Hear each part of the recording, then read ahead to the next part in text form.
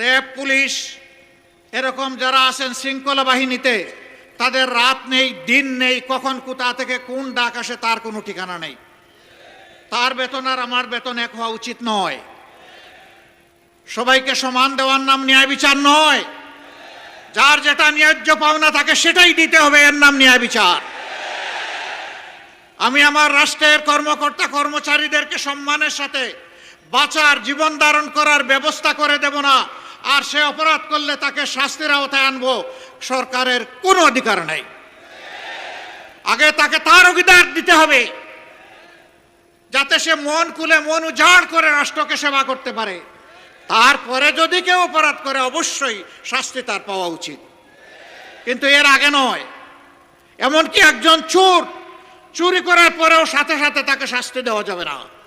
আগে দেখতে হবে পেটের ভিতরে আগুন জ্বলছে কিনা। যদি আগুন জ্বলে, ক্ষুধার জ্বালায়, আগে আগুন নেভানোর দায়িত্ব হচ্ছে সরকারের। ওই আগুন নেভানোর পরেও যদি লোভের বশবর্তী হয়ে চুরি করে, তখন তার শাস্তি হবে, তার আগে নয়।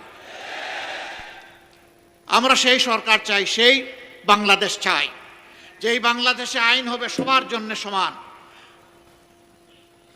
যে দেশে একজন সাধারণ মানুষ অপরাধ করলে নির্দিষ্ট অপরাধের জন্য তার যে নির্দিষ্ট শাস্তি হবে, দেশের প্রেসিডেন্ট, প্রধানমন্ত্রী একই অপরাধ করলে তাদেরকেও ছাড় দিয়ে কথা বলা হবে না।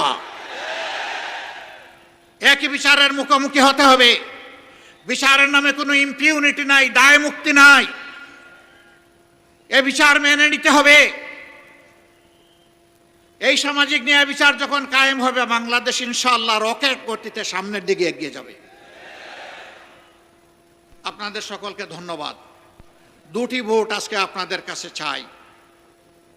জুলাইয়ের যোদ্ধাদেরকে সম্মান করার জন্য, তাদের আকাঙ্ক্ষা বাস্তবায়নের জন্য গণভোট। গণভোটে কি বলবেন আপনারা?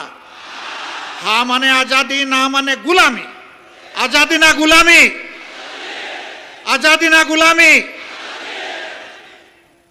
ইনশাআল্লাহ সারা টাঙ্গাইল বাসীকে নিয়েই আমরা হা ভোট দেব এবং হায়ের বিজয় হবে ইনশাআল্লাহ।